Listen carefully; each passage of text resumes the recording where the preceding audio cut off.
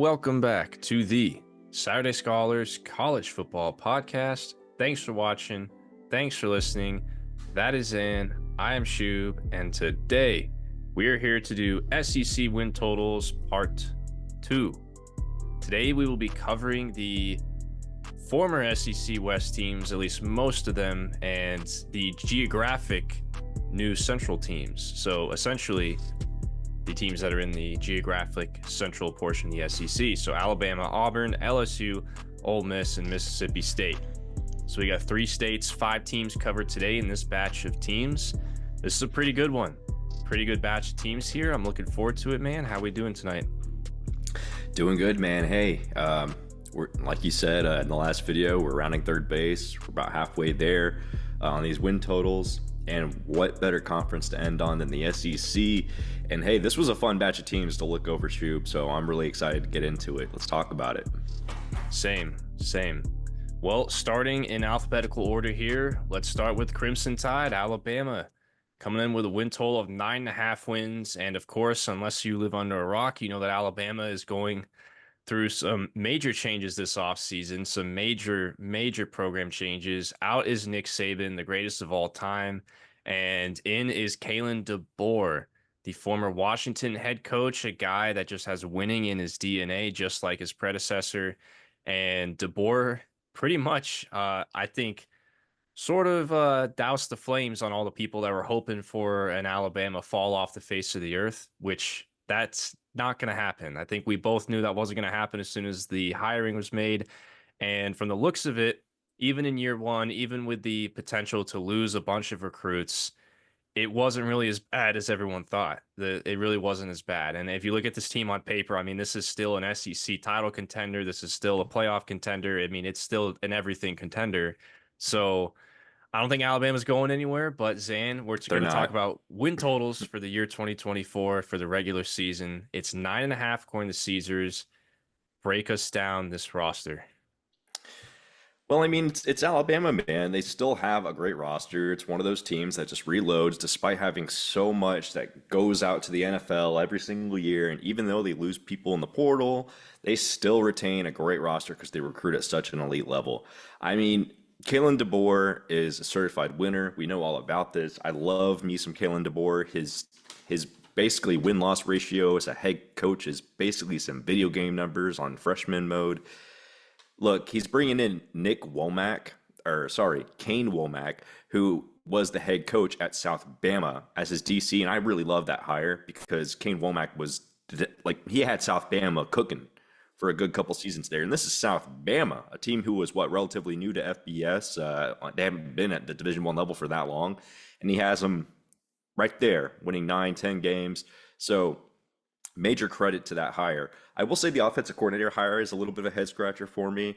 I know it's not one of his Washington guys, the former tight end coach, but Nick Sheridan only has former experience as an offensive coordinator at Indiana. So, I mean, he's not he's not really a hot commodity. Under DeBoer at Indiana. That's why he's one of DeBoer's guys that's followed him everywhere.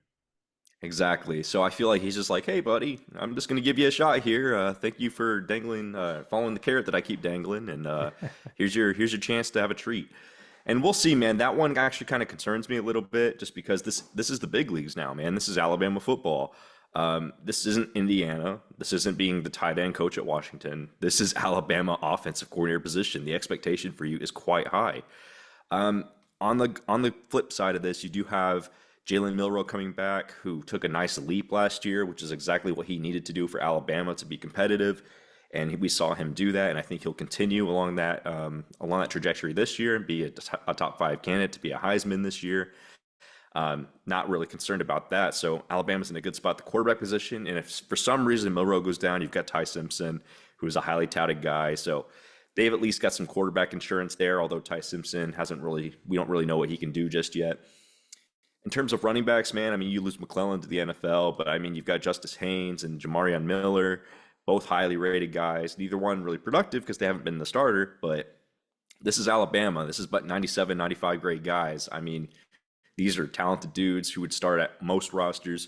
I don't think they're going to miss too many beats at the halfback position. Um, I will say though, the wide receiver position is a little bit interesting because they do have Kobe Prentice. He's not really someone who's produced that much. They have Kendrick Law. Hasn't really produced that much. Granted, because there are people ahead of them.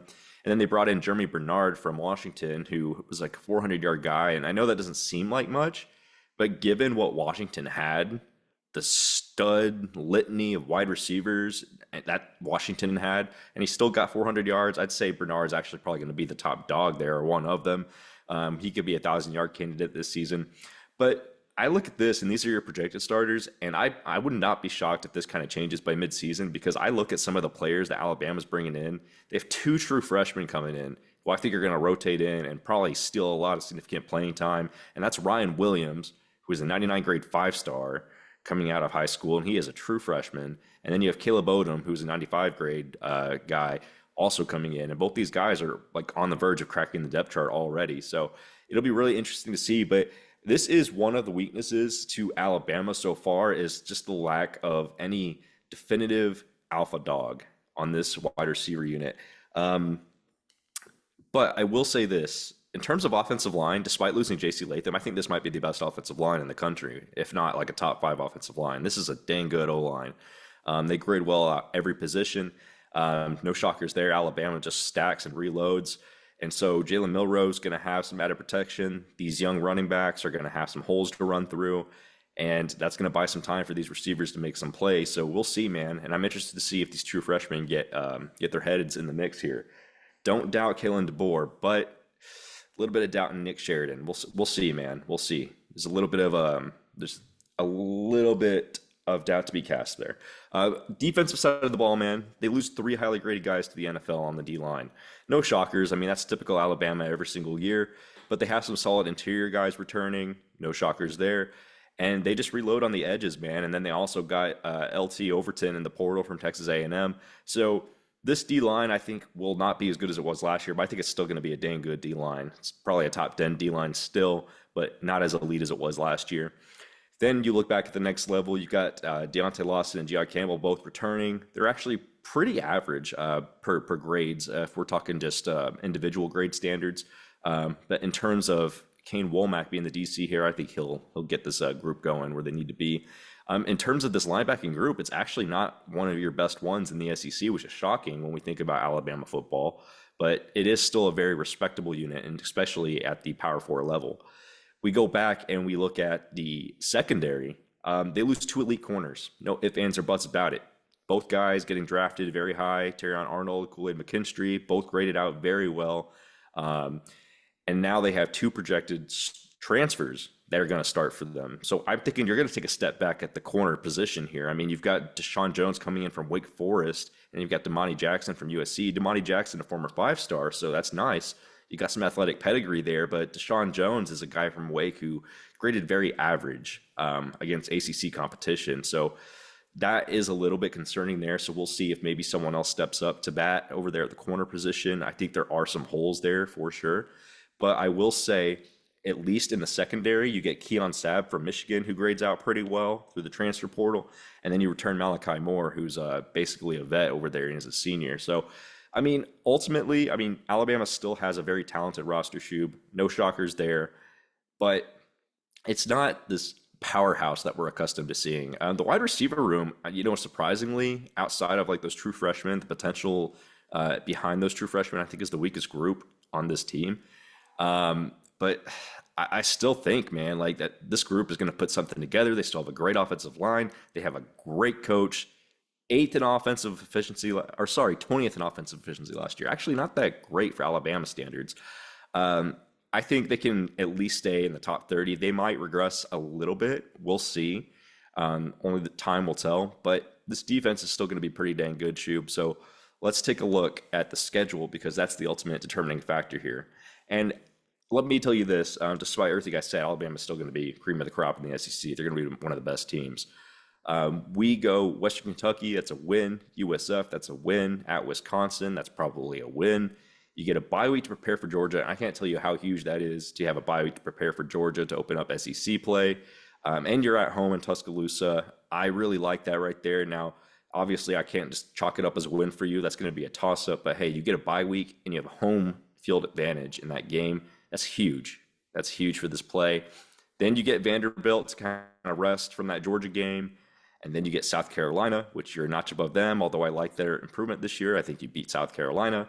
You go at Tennessee. I think Tennessee is going to give you a game, especially if Nico pans out and it's at Tennessee. And, they've had their win against you like here recently.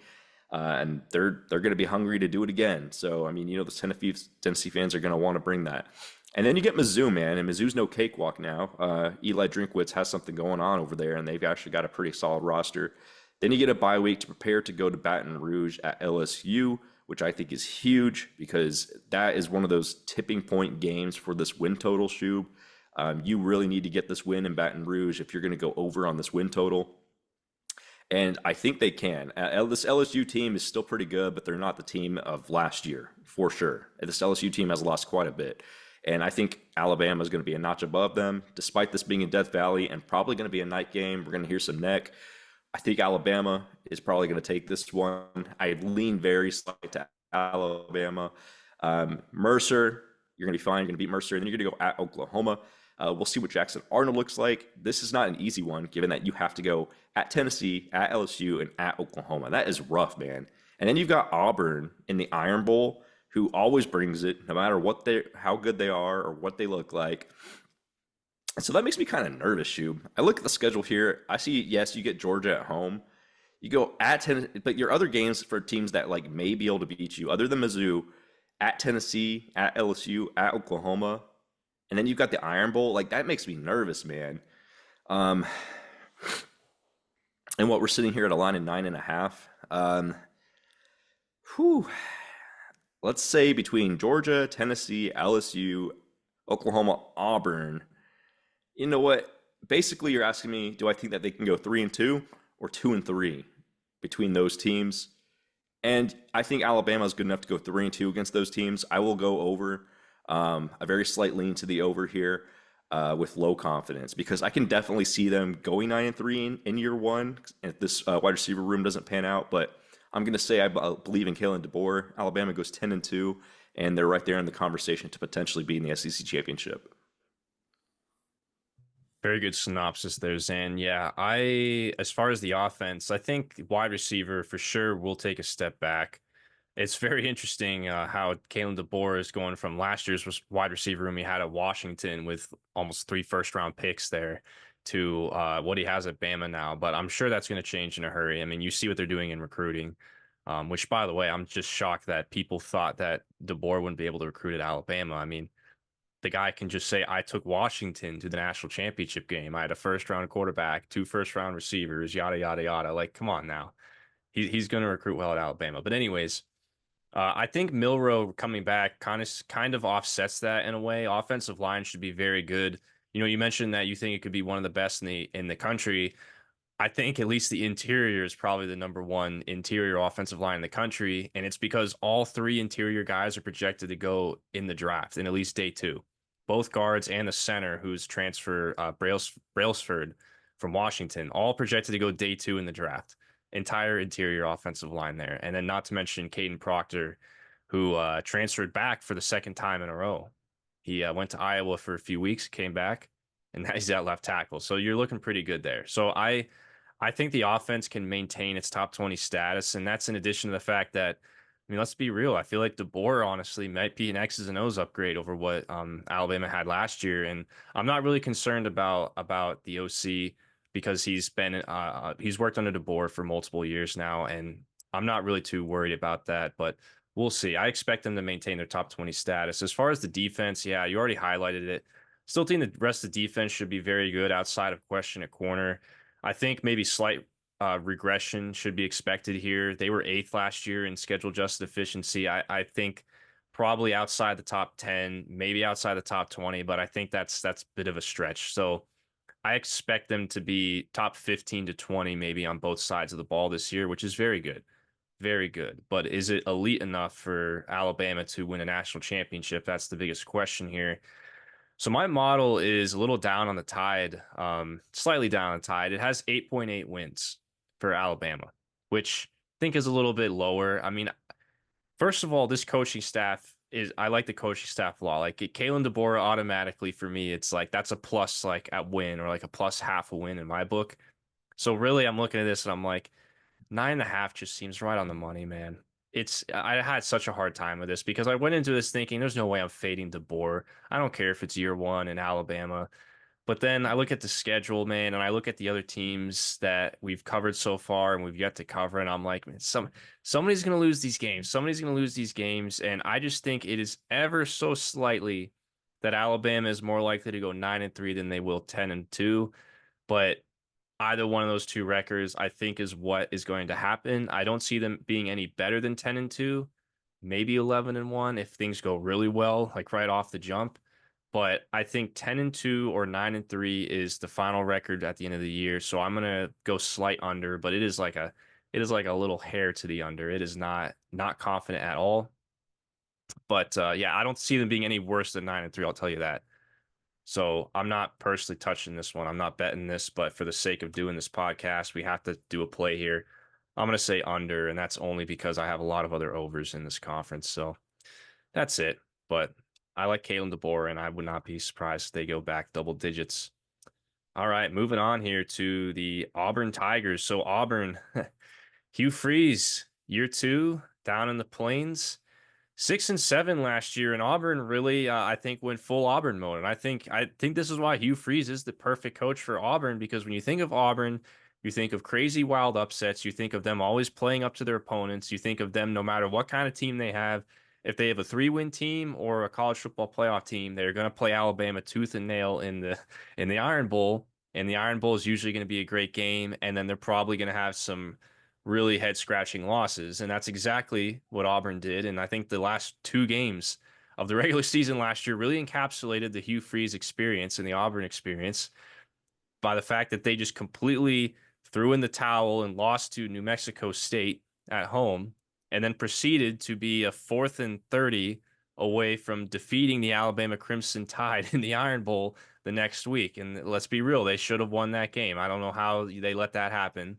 And it cost me a lot of money. It cost me, a handful of Chipotle bowls.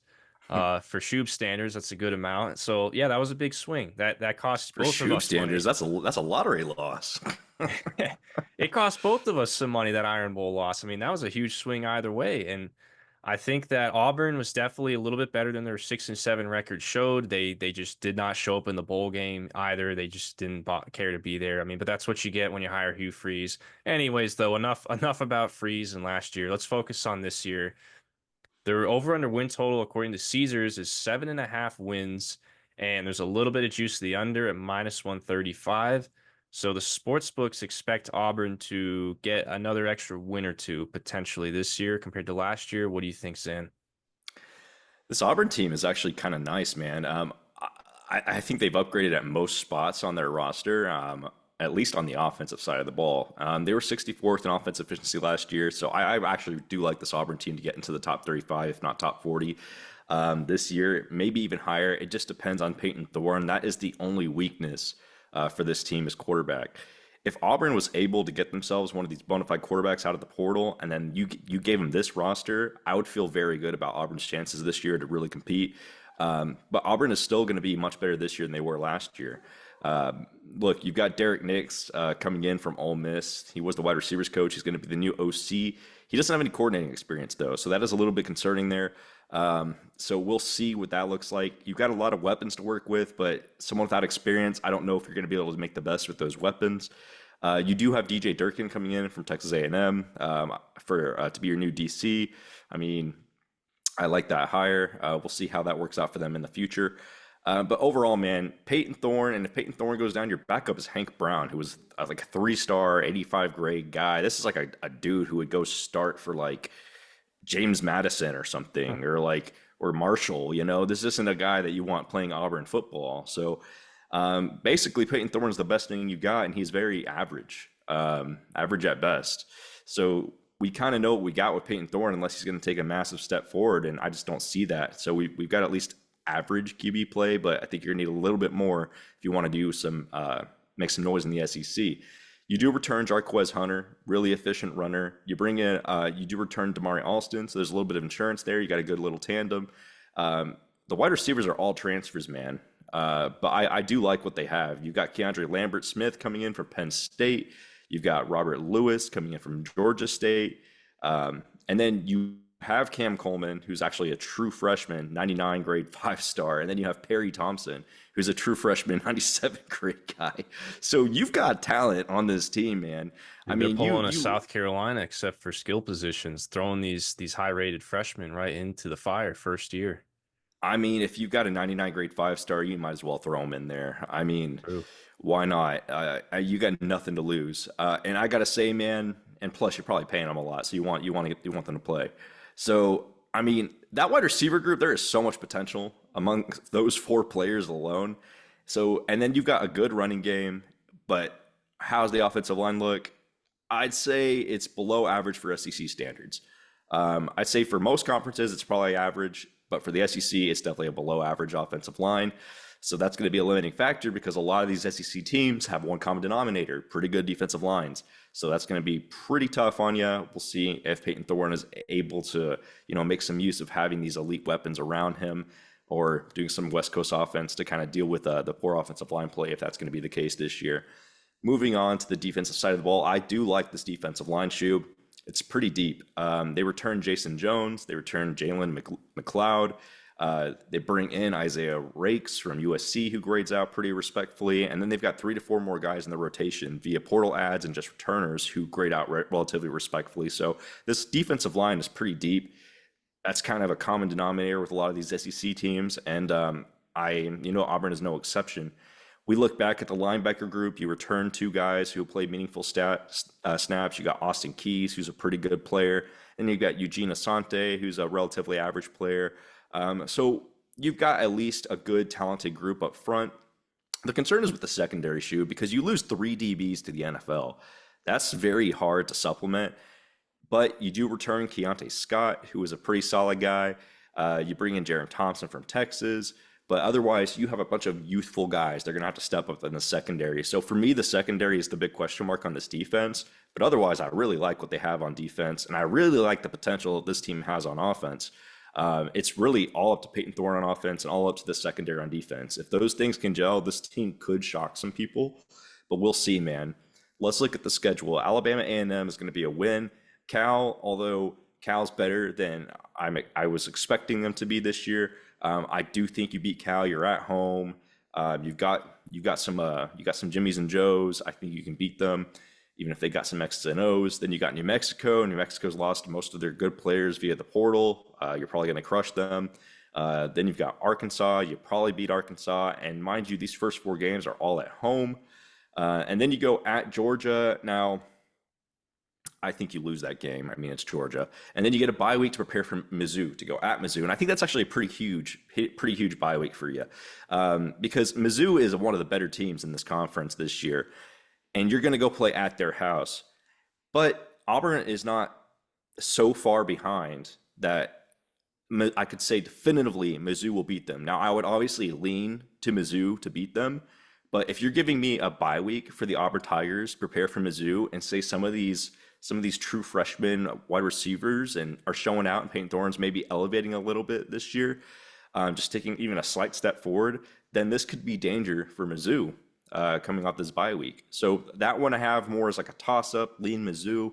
Then you go at Kentucky. You and I are both pretty high on Kentucky this year and what they can do on defense. That one might be a rock fight, real defensive battle. We'll see. I have that one more as a toss-up. You play Vandy. You should beat Vandy. You get a bye week to play University of Louisiana Monroe. Hopefully you're motivated for that one. And then you got Texas A&M and Bama. I like you to win, at least go 1-1 in that stretch. Now I can't tell you who you're going to beat and who you're going to lose to, because the Iron Bowl is always crazy. And then Texas A&M is a pretty inconsistent team, but they are under a new regime with Mike Elko. But the fact of the matter is, Auburn's better than they were last year, and I like them to win some games. The line's sitting there at 7.5, so I'm going to go Alabama, A&M, Cal, New Mexico, Arkansas, and I forgot Oklahoma. I completely glazed over Oklahoma. They play Oklahoma, which I would consider like a toss-up, but they do get Oklahoma at home. And then I would say you've got Vandy, ULM, and so basically between the rest of your schedule I'm thinking you can maybe win two. Uh, I think 7-5 is the most likely scenario for the Auburn Tigers, and that's not even a knock on the Auburn Tigers. If everything goes right, there is a path to the over, but for the most part, I think next year, if they can get a really good quarterback in this recruiting cycle, or if they can get a really good quarterback in the portal next year and return some of these elite players, then next year, this Auburn Tigers team, we could be talking about potential SEC champ like dark horse. But this year, I'm going to go 7-5, lean under on the Auburn Tigers. So that last point you made really kind of segued into my first point here with Auburn, and that's I think you're on the nose about 2025 being the year for Auburn. Apparently, word on the street is that Hugh Freeze held back with the NIL War Chest funds to get a quarterback in this portal because he's saving it for next year. Because you're right, next year is going to be the year for Auburn to shoot their shot. And that's why you have Peyton Thorne returning. I mean, they could have gone after guys like Cam Ward at the beginning of the offseason. I think Cam Ward was one of the guys that was rumored to be going to Auburn. And I remember I was thinking, oh, if they get Cam Ward, I mean, that's look out. But he ended up going to, well, first of all, he ended up declaring, and then he ended up going to Miami. So Hugh Freeze passed the ball there, but I think next year they're going to go after one of the best quarterbacks possible in the portal, and maybe they might pull a Lane Kiffin and do what Ole Miss did this year. That might be what Auburn does next year. So be on the lookout for that. But anyways, for 2024, yeah, I'm still pretty high on this team, man. I mean, even we just talked about Peyton Thorne returning for year two. I mean, it's year two in the system. I think you can only get better. I'm not expecting a huge progression here. I mean, there's a ceiling here with Thorne, but he didn't do too bad last year, I would say, given the talent that was around him last year. And you already went over the receiver room. I mean, it's improvement all around him. Offensive line should be improved. Receiver room should be improved. I mean, there's really no excuses for Peyton Thorne not to at least take just a jump in numbers just by default because of the talent that's around him, the better talent that's around him now in the offense. So I expect them to get better than 74th offensively. I think maybe they can crack the top 50, but of course your ceiling is limited with Peyton Thorne. And then defensively, you're replacing a handful of day three draft picks, but you still got a lot of defensive talent returning. It was kind of hard for me to judge like what the actual needle is for this defense. Like, is it going to be better? Is it going to regress? I wrote down in my notes, I think overall, probably a little slight regression should be expected, but I also think improvement is possible. It's kind of hard to tell. So I'm not really too, It's still going to be a pretty solid unit. I really like yeah. the front group they have. The secondary is the iffy part, but everyone else I think is pretty strong. Right. And you were 22nd last year, so that's still pretty good. And even if you're top 30, top 35, I mean, that's still very good. Offense should be better. So, anyways, my model is pretty high on Auburn, actually. It has Auburn at 8.1 wins, which I was a little surprised by.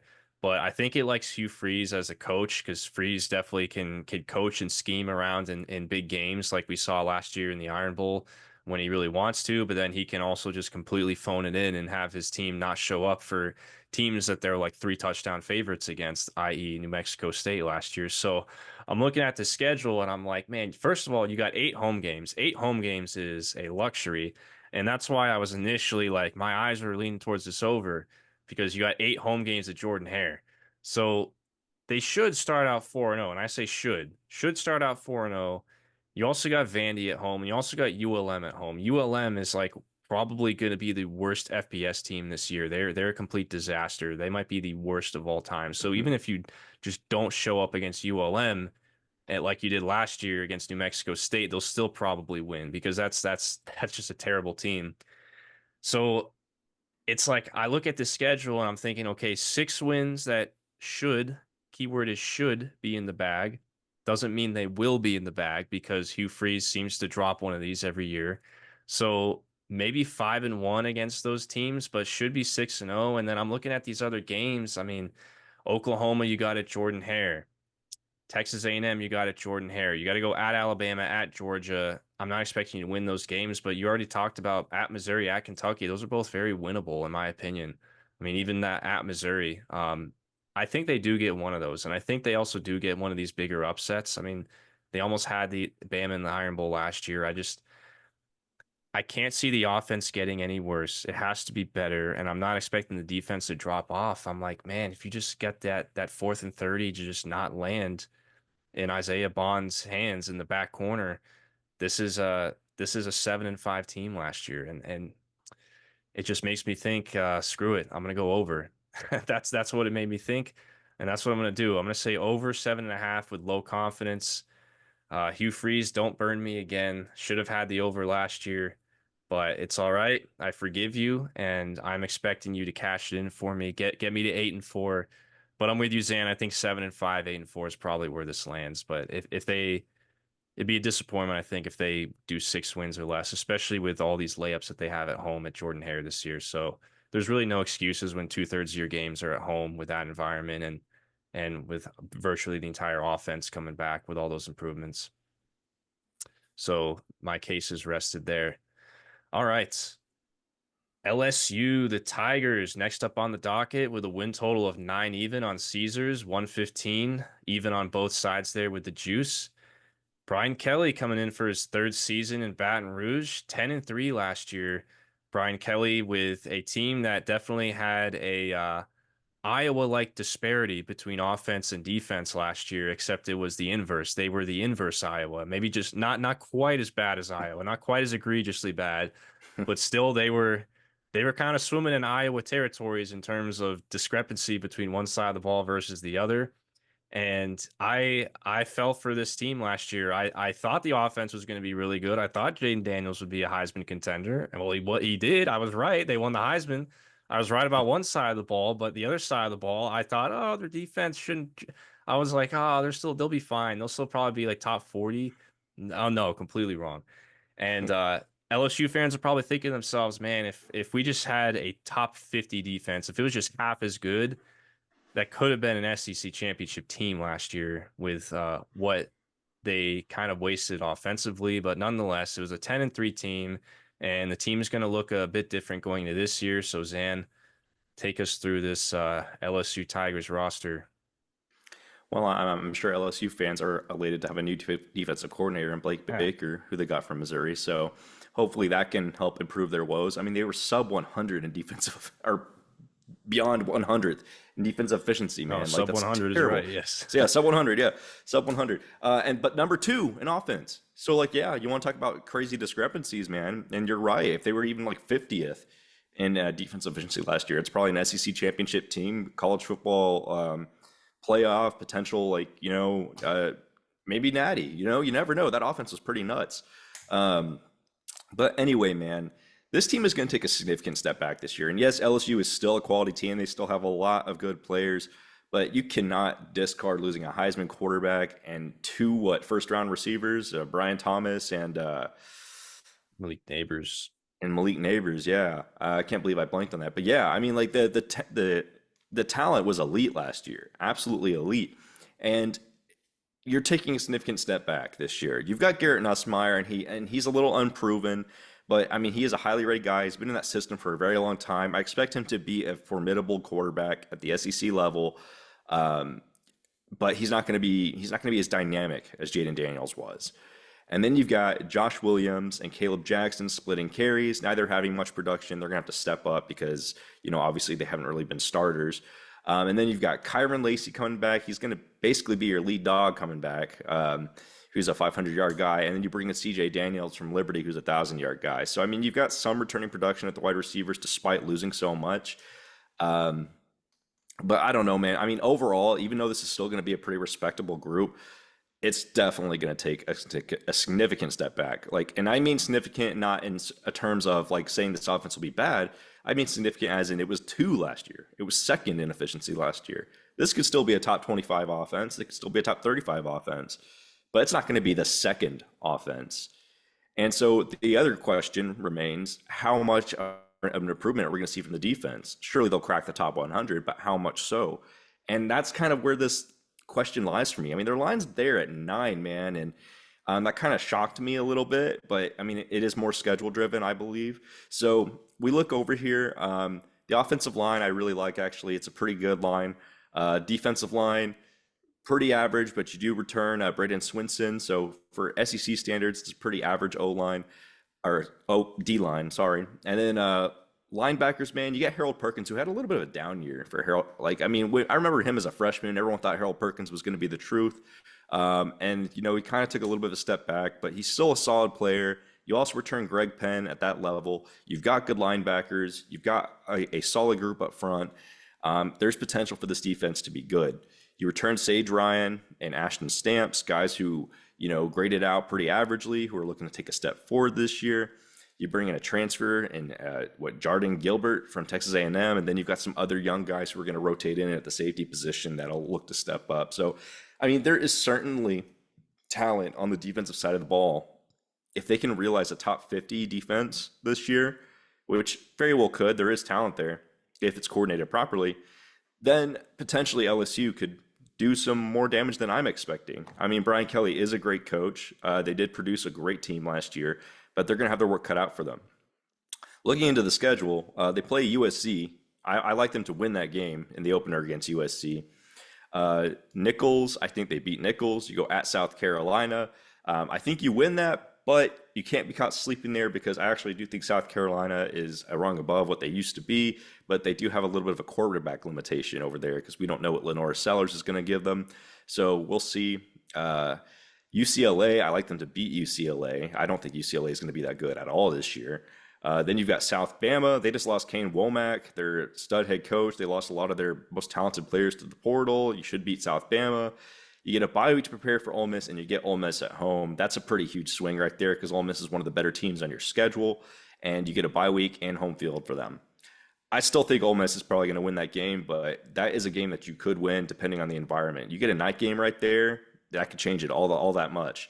Then you go at Arkansas. I'd favor you in that. You go at Texas A&M. That's a toss-up. You get a bye week to prepare for Alabama. You get some very favorable bye weeks here. And you get Bama in Baton Rouge. That's going to be more of a toss-up. Then you go at Florida. It depends on if Florida's in Quiddler at this point in the season or not, because, I mean, Florida does have a really rough schedule. But this is a game that I kind of consider toss-up territory as well. If Florida's trying to compete for that over and make a bowl game this year, this is one of the games that they're going to have. Then you get Vanderbilt. I think you win that. And then Oklahoma. So I'd say, like, there is a path here.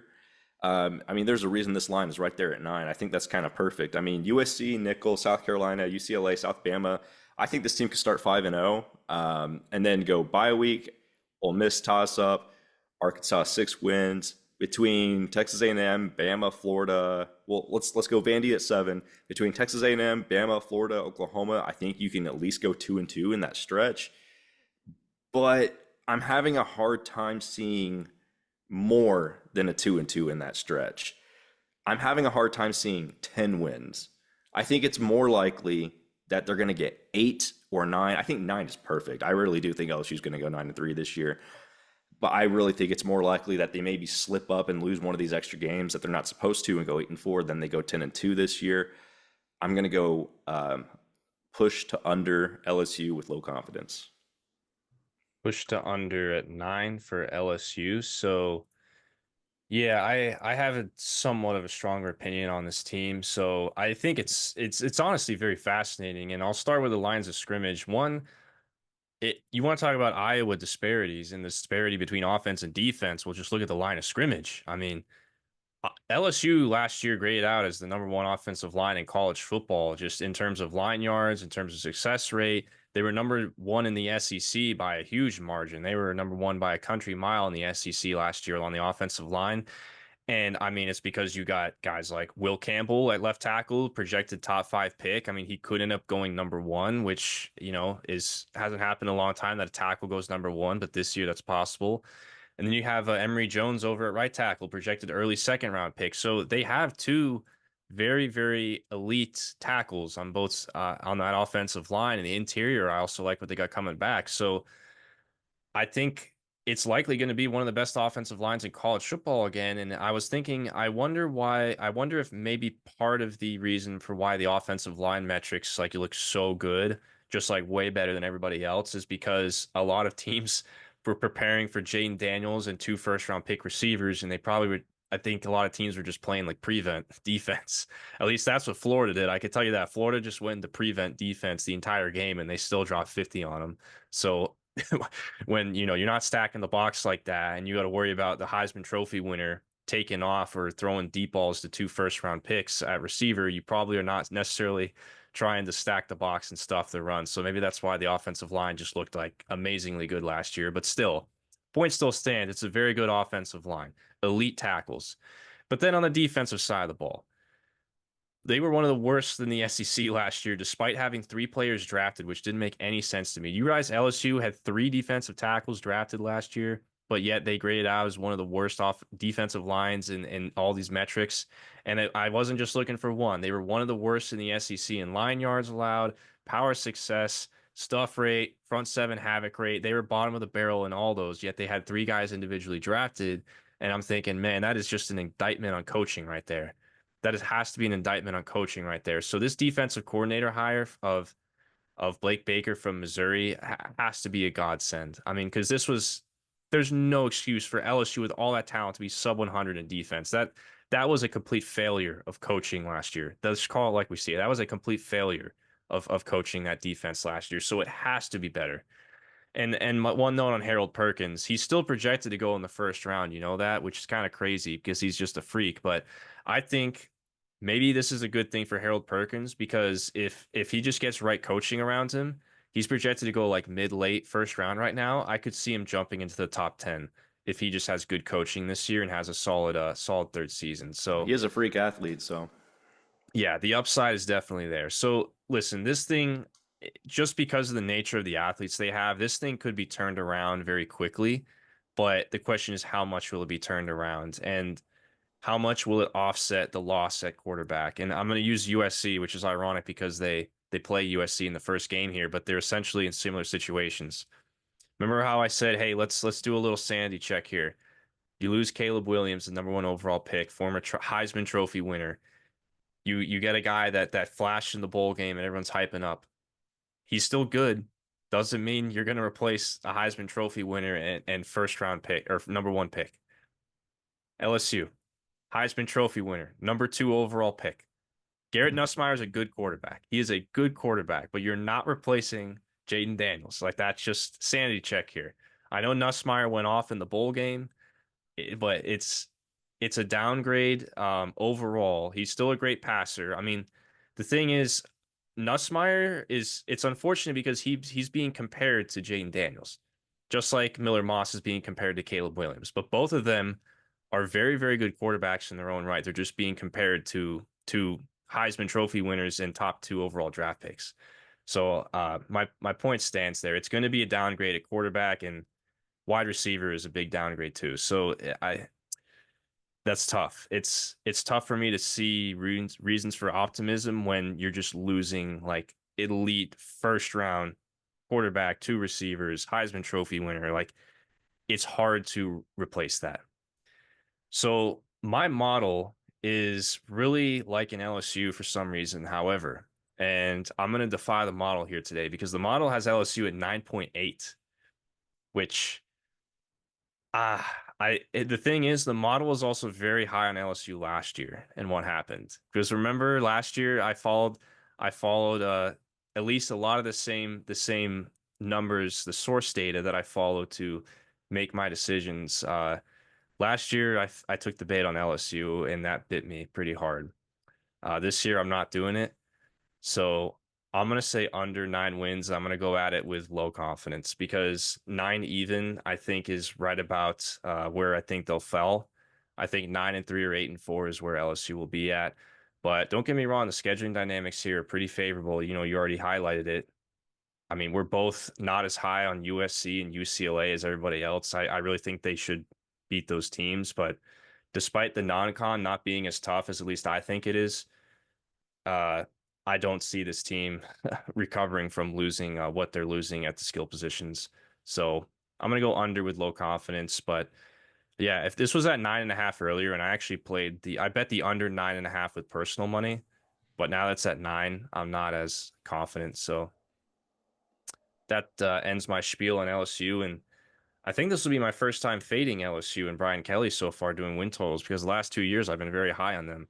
And I mean, yeah, last 2 years you had very good reason to be high on them. well, yeah, I mean, but They failed me last. Well, the defense failed me last year. The defense absolutely failed me, and I feel like maybe I'm a bit bitter about that. So now I'm reversing course here, but we'll see. We'll see. Defense failed Gonzo too, Yeah, that is true. and his wall. All right. Next up, Mississippi State, the Bulldogs. Mississippi State comes in with a win total of just 4 wins even. And this is a team with first year head coach Jeff Lebby that's coming off a 5-7 season last year. Definitely a team that is in rebuilding mode. And it's definitely a roster that is having a lot of shakeup, a lot of turnover. And Lebby's definitely got his work cut out for him. But is there any reason for optimism here in year one at Mississippi State, Zan? What do you think? Oh, when I was doing research on this team, man, it was bad because Mississippi State is like one of those teams that we're accustomed to seeing, kind of be one of those middle tier SEC teams that people try to overlook, but they're still well coached and like they have that kind of pedigree. But I look at their team this year and I just don't know, man. I mean, they were like 100th in offensive efficiency last year, which is awful. So that's probably why they went for Levy to get an offensive mind in there. You bring in Coleman Hutzler, the Bama linebacker coach, to be the DC, but I don't know, man. I mean, there's not. Let's just go through the roster and then we'll judge it based upon that. You got Blake Shapen as your quarterback. I mean, he's not a terrible guy. He's a pretty average quarterback, but he's not prolific. He's not someone who's going to really light it up for you. Mississippi State has had that here in recent years. Pretty prolific quarterback play. You bring in Devon Booth from Utah State, who's a pretty efficient runner. I do like that gain. And then you bring in Kelly Akirayu, Bayu, whatever. He's from UTEP. Can't pronounce his name, but he's a 1,000-yard receiver. And then you return Trent Hudson, who caught 10 touchdowns last year. So those are the highlights of your offense. That's what Jeff Lebby is working with right there. You have the offensive line. One thing I really like about the O line is just one thing, and it's only one thing, and that is the transfer coming in from North Texas, Ethan Miner, who was graded the third best center in all of college football per PFF. So that's a nice little upgrade to your line, but the rest of that O line is going to be average at best, if that. I mean, the rest of that O line does not grade out well, so he's going to have to be a centerpiece and really carry the load there. This could be a situation where maybe having an anchor in the middle, like Ethan Miner, might be good enough to kind of be good on an aggregate but not good on like an individual basis for this whole O-line, so they could at least be an average group when they're centered well. So we'll see, man. But I look at the defensive line and I'd say it's very poor for SEC standards. This defensive line, and I'm not accustomed to seeing this. I mean, Mississippi State's usually got pretty solid defensive players, but when I was looking at this, man, woof, they lost really good linebackers too. You bring in Stone Blanton. He was like an 88 grade transfer, but like that front group does not look good at all to me. You lose to Camarion Richardson to the NFL, and then you replace the cornerback play, two projected starters, transfers that are both very lowly rated in the transfer portal. And then the only real thing is you return Corey Ellington, who's a pretty solid player, but I mean, there's just so many weaknesses on this roster. I mean, especially on the defense. This defense might be terrible, Shub, and they were 45th in defensive efficiency last year. They got a new DC, but this defense might be sub 70 this year. Like they don't have a lot of weapons, and you got to go out there and play SEC schedule. You got a first year new head coach. You got a linebacker coach calling the plays. I mean, let's look at the schedule. Eastern Kentucky, yay, we're 1-0. Let's go, Miss State. Bring out the cowbells. Ding, ding, ding, 1-0. Then we go at Arizona State. And Arizona State's not a good team. But I don't know, man. I have this more as kind of toss-up-y because it's at Arizona State. I would still think Mississippi State would be a favorite in this game. But, like, It's their losable for roster's sure. just... Yeah, this roster's just not that great. You get Toledo. Toledo's a little bit rung down. I mean, but they're still a quality team in the G5. Even though they don't have to Quan Finn anymore and they've lost some pieces. But if you get caught napping, you could even lose to Toledo. Granted, I think Miss State will beat Toledo at home with the cowbells rolling.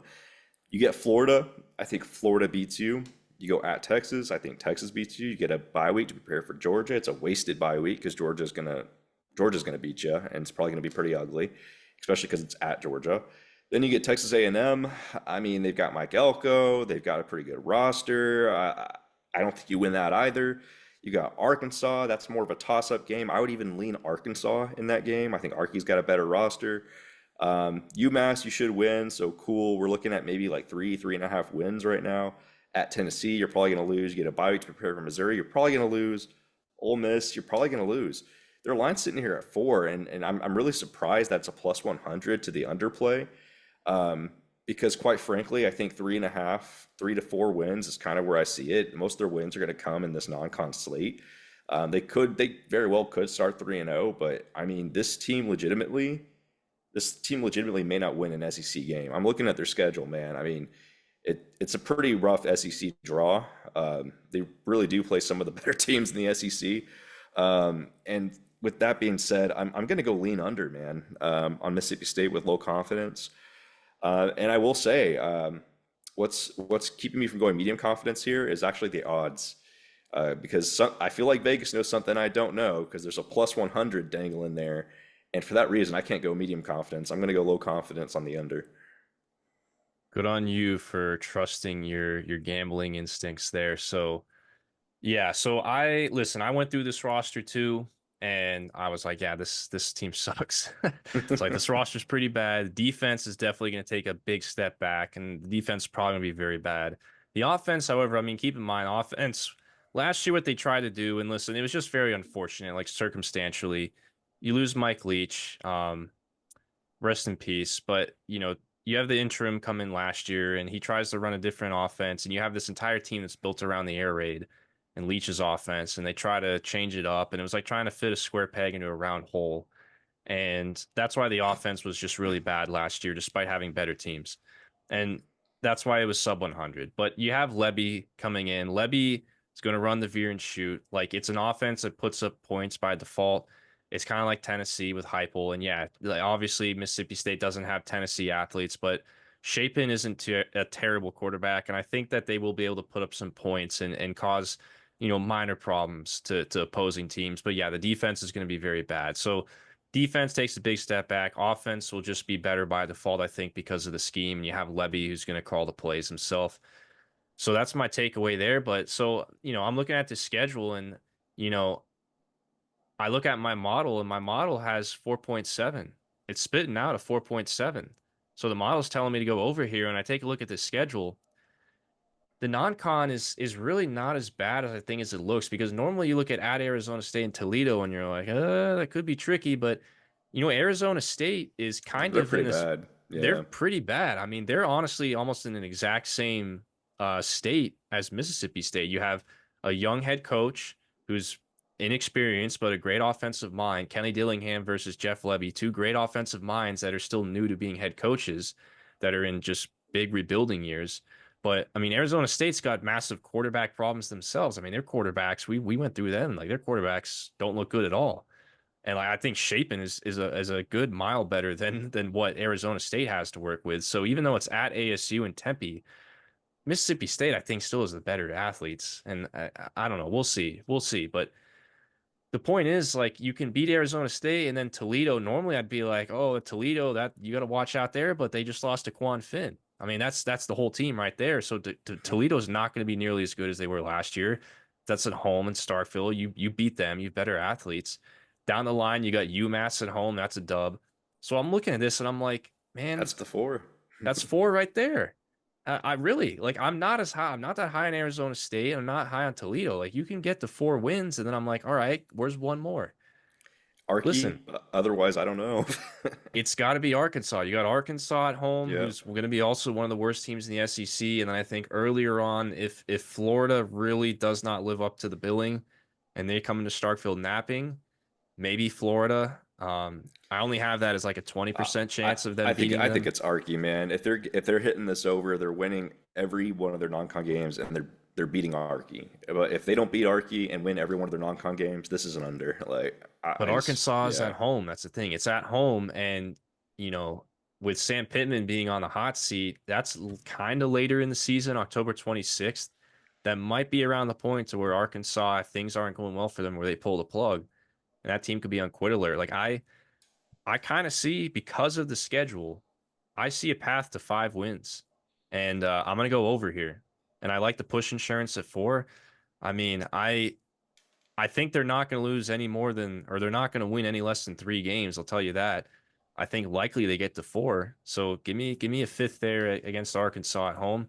I'm actually going to go over here, which I was I was not expecting to go that direction when I first looked at this roster, but then I looked at the schedule and I was like, whoa, wait a minute. There's actually a path here. So this is a perfect example of I mean, like scheduling dynamics is a big thing, man. Like we talk perfect about it all ex the time. yeah, it's like perfect example of me being like, man, this roster sucks. And then looking at the schedule and being like, wait a minute, they might actually be able to hit this over. It's all relative, man. Say it all the time. It's all That's what's fun relative. about this, man. You can look at it initially and be like, "Damn, this has got to be an under." You look at the roster and you're like, "Hold up now," like, or the schedule, and you're like, "Hold up." Yeah, and this is going to do the opposite of what I think fans in the comments or in the comments of the YouTube video are gonna, or at least what I want for engagement, because Mississippi State fan might just skip ahead and say, "Oh, I see the nice green arrow next to my team. He must have said some good things," and leave. When really, if you listen to me talk or listen to you talk, he's going to be like, "Yeah, they just told us our team sucks, but they still, at Yeah, least you one of us suck. still went Over. over." Hey, man, that's how it works. That's how it works. All right. Last but certainly not least, definitely not least, man. I cannot wait to get to Ole Miss. I cannot wait. I was really looking forward to covering this Lane team. Kiffin and the Land Shark. Oof, man. I just want to say before we jump into this, Ole Miss win total 9.5 on Caesars. Little juice the over at -125. They went 11-2 last year. Lane Kiffin's fifth season in Ole Miss. All I gotta say is Lane Kiffin is pulling off a master class here. He's pulling off a master class. I mean, we'll get into it, but I think this is extremely impressive what he's doing here at Ole Miss. And this is the year. This is the year where all the chips are in on the table for Ole Miss. So make or break for the Rebs. Lane Kiffin pulling off a transfer portal masterclass and then some. Is this the year, man? That's the big question here before we segue into this roster. Is this the year that they break the glass ceiling in Oxford? I don't know if it's the year that they break the glass ceiling, but what I can tell you is that they're going to have a pretty good team over there in Oxford this year. You got Jackson Dart coming back. You've got a 3,300-yard guy, 23 tutties. Like that a lot. You've got quarterback insurance with Walker Howard. The halfback position, you got Ulysses Bentley, 5.7 yards per carry. You bring in Henry Parrish from Miami, who's another efficient runner, over 6 per carry, 600-yard guy. So you've got a good little tandem of running backs there. You return Trey Harris, who's a 1,000-yard receiver. You return Jordan Watkins, who's a 700-yard receiver. And you bring in Juice Wells from South Carolina, who a lot of people might look at him and be like, "Oh, he had like 100 yards last year." Well, hold up, hold the phone now. Juice Wells was an absolute beast at South Carolina. I mean, he's basically had what, 1,000-yard and an 800-yard season over there at South Carolina, and that's, I mean, he's a really good wide receiver. We'll just put it at that. So Yep. they're stacked on the offensive side of the ball. Um, the offensive line is a little bit less to be desired. I think it's at least like average unit as a whole, but it's not going to be anything special. But it may be enough to get her done, as you may say. Then over here on the defensive side of the ball, you've got some good transfers coming in, man. You got Walter Nolan coming in from Texas A&M. You got Princely Uman Malin coming in from Florida. You've got a pretty solid D line here. You've got some good rotational pieces. They've got enough talent there to make some waves. You look back at the linebackers. You got Chris Paul coming in from Arkansas, who has a high transfer portal grade, but graded kind of mid on per PFF standards. So we'll see how that one works out. And then the other linebacker spot, little poor for what else they have there. So there's a little bit of a weakness, potential weakness in this particular spot. But what I love about this team, Shub, is their secondary. Their secondary is going to be good. Like this Ole Miss secondary is going to be the highlight of this defense. And if this defensive line can put pressure on the quarterback, which I think they will be able to, this defensive line is going to eat. And it's not going to matter what you have in that middle with the linebackers. Look at this, man. They had two corners, or they had two DBs drafted last year, and regardless, they have good transfers coming in this year. I think Lane Kiffin uses PFF too. You talked about this last year. I think Lane Kiffin looks for the most efficient guys per grades, and he brings them in. Because I And mean, it he went and he works. got Trey. Yeah, he went and he got Trey Amos from Alabama, who grades pretty dang well. He brought in Isaiah Hamilton from Houston, who grades very respectfully. You return Josh Saunders, who's very good. You return Trey Washington, who's also very good. This is going to be a very good secondary, Shub. It's going to be one of the better secondaries in college football this year. I would say it's a top 10 secondary in all of college football this year. So it's going to be pretty dang good. And then you've got the offensive weapons. They're a very well-rounded team, Shub. I mean, they were top 15th in top 15 offensive efficiency last year. I think them to at least stay in that level or in that area. Defense, they were top 30 in defense last year. I think this defense has the potential to creep into the top 20, if not maybe a little bit higher. This is a good team, Shub. They play Furman, that's a win. You play Middle Tennessee State, that's a win. You go at Wake Forest, that's a win. You go Georgia Southern, that's a win. You open up SEC play against Kentucky. We're a little high on Kentucky, but you're at home, and I think you're more well balanced than Kentucky. Kentucky's got some question marks on the offensive side of the ball. I think you win that. You're 5-0. You go at South Carolina. I think they're improved, but at the same time, I think you're a better all-around team. I think legitimately Ole Miss goes 6-0 going into Baton Rouge, and this is going to be a very interesting game because this is where it gets into toss-up territory. But like you and I were just mentioning, we just covered LSU. LSU is not the LSU of last year. I honestly would probably favor Ole Miss in this matchup. I would say like 60-40 Ole Miss on this one, despite it being in Baton Rouge. But I will say toss up, lean to Ole Miss. You get a bye week to prepare for Oklahoma, which is huge because that's another one of your toss up games that I have on your schedule. Then you go at Arky. You probably win that. You probably lose to Georgia, but I think there is the chance that you give them a game there because Lane Kiffin has that one circled on his calendar. Then you get a bye week to go at Florida. This is late year, man. Florida might be on quit alert already, and if not, you've got the bye week to prepare for them. I like that. Good scheduling dynamics there. Florida's no scrub of a team, but Ole Miss is pretty dang well rounded. You got to go to the swamp, but we'll see. I lean Ole Miss, and then you got Mississippi State, who we talked about, who's just terrible. Shub. I mean, if they're going to lose games here, I'm thinking the losses are going to come. My threats here are at LSU, Oklahoma, Georgia, and maybe at Florida. And just depending on how Florida season's going, I would say all you need to go hit this over is to go 2-2 between those four games, and I think they can definitely do that. I'm going to go over on the Rebs, man, and I'm going to go ahead with low confidence though, just because I do have some respect for the teams on this schedule. Um, but man, I really like what Lane Kiffin is doing with Ole Miss. He is, like you said, he's pulling a masterclass with this team. And truth be told, I mean, like a lot of people like to hate on Lane Kiffin, but he is a great coach and program builder. Yes, agreed. I'm done fading Lane Kiffin. I said it last year. I've been burned by fading Lane Kiffin the last few years in a row, and this is the year I finally stop it, and for good reason, I think. So first of all, yeah, I mean this roster is actually kind of littered with some high-end draft picks, believe it or not.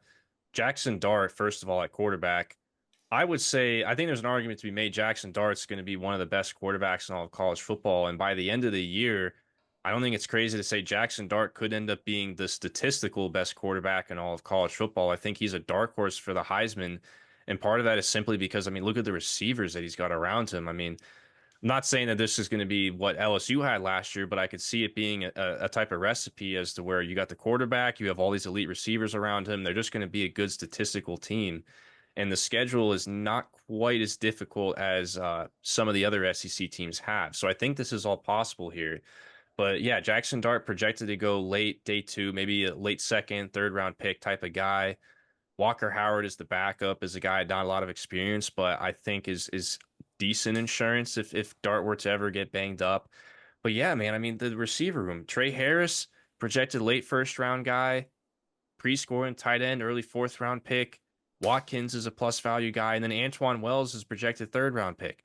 I mean that, and keep in mind he's not the only guy that Kiffin portaled in this year that's projected to go in the first two days of the NFL draft, which is really unheard of. Um, I'm gonna say a hot take here. I don't know if it's really a hot take. I think Ulysses Bentley is going to be better than Quinshawn Judkins. And if you look under the hood, Ulysses Bentley had a better yards per carry last year, and he also had better yards per after contact per attempt last year than Quinshawn Judkins did. So I think Ulysses Bentley could be in for a little bit of a breakout. I'm totally with you on the offensive line. I saw like Phil Steele has Ole Miss rated as the number 13 offensive line in the country, and I'm like, I don't know about that. That's a little Yeah, I that's a don't know little where he fake got news that. there. Yeah, no, it's Yeah.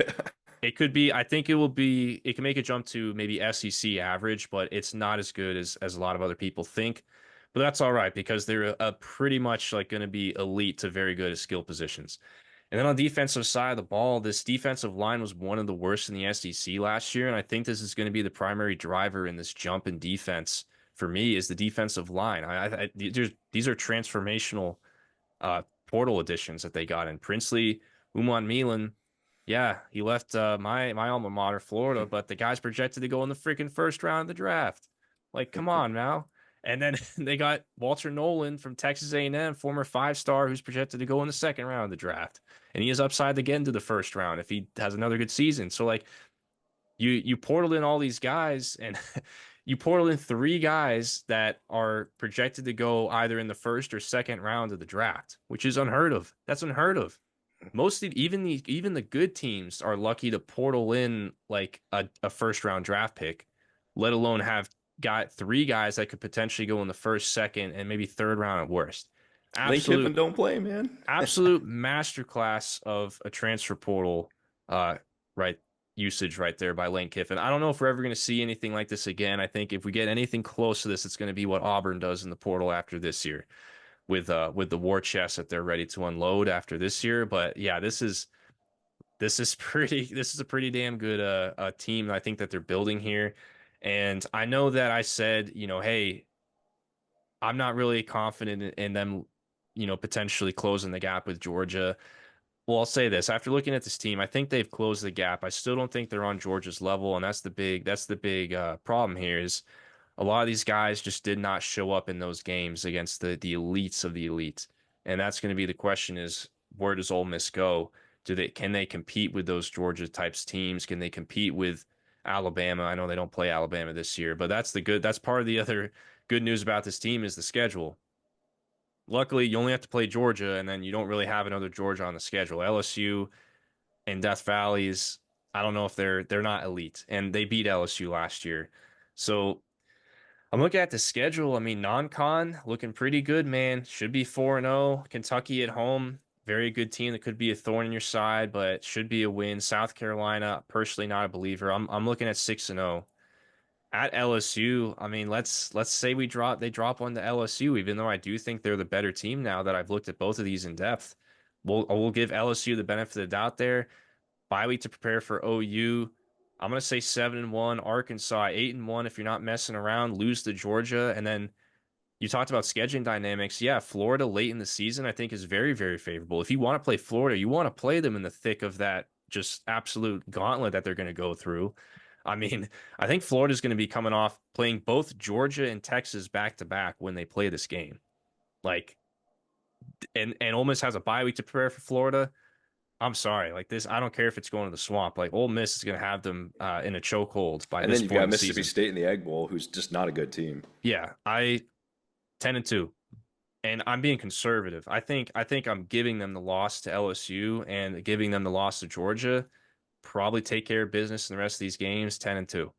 I'm going over. The only reason why I am not going to go at it with any higher confidence is just because my model, for some reason, is not as high on Ole Miss. I don't know if it really values the transfer portal class as much as I do, but the model has 7.9, Gee, which, that's a huge under for your model. well, here's the thing. I think part of it is like I'm really disagreeing with the model here because the model is very high on LSU. It had LSU at like 9.8, but then it has Ole Miss down at 7.9. And when I think of both Ole Miss and LSU, I'm sort of like flipping them in my head. So I'm really going against the model here. And I think for good reason because the model's been down on Ole Miss the last few years. It's part of the reason why I've been listening to it and have been wrong for the same reasons it's been high on LSU, and I've been listening to it and it burned me last year. So So you figured out those two discrepancies in your model, those two teams. yeah, LSU and Ole Miss seem to be the thorns in the side of the model, and this year I'm going to defy it. So we'll see if it goes in my favor. But yeah, That Ole Miss at LSU game is definitely a huge swing game, I would say, because if, maybe Ole Miss drops one to somebody that they're going to be favored against, which is very possible. That LSU game in Death Valley, that's a huge swing game, I think, for these win totals. I think between that LSU game and that OU game, they probably drop one, and then Georgia's your other drop. But other than that, I think they're good. Yeah, I would agree. And I don't know, we haven't gotten to Oklahoma yet, but I don't know if I'm at least without having checked and looked into them, I don't know if I'm gonna completely drink the Sooner juice yet. I don't know if they're gonna be quite as good as everyone thinks, but we'll see. We'll see. So I'm gonna lean Ole Miss there, and scheduling dynamics very favorable, man. Can't say it enough. Both their bye weeks are late, and I think they're gonna play a lot of these teams at the right time. So yeah, 10-2 for Ole Miss. I think 11-1 is possible, but I'm gonna say 10-2, and they get into the college football playoff. That's my prediction right there for Ole Miss. So over on the Rebs I'd for like to the see it. I'd like to see Lane Kiffin in the college football playoff. yeah, man. I mean, if they don't get it done this year, I don't know if they ever will, to be honest. This is the all the chips on the table. This is the all in season for Ole Miss, and yeah, finally I will not have to root against Lane Kiffin. Finally, I can root for him for the first time since doing this podcast and not fading him. So hopefully this goes as I expected to for the sake of Ole Miss fans and for the sake of my win total result. All right, man. We are more than halfway through the SEC. We have one more video to go, man. Can you believe it? One more video to go, and we are finally going to wrap up win totals. Oh, this is It's a grind.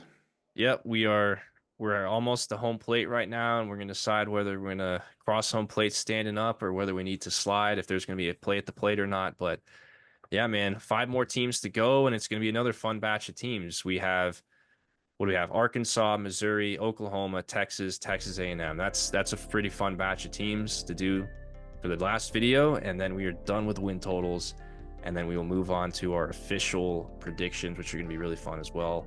And then the season starts. So there's a lot Can't going wait. on. Can't wait, man. It's almost here, I know. I can't wait.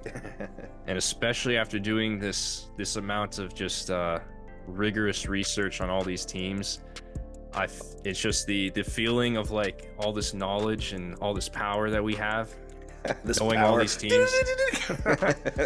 I mean, really, man, we don't subject ourselves to do this and for no reason. I think this is knowledge is power, and I think this is what's going to make me even more excited for college football, because the breadth and depth of knowledge that we have of these teams now that we've gone through this is like, man, like I have a lot of information and excitement about a lot of games now. So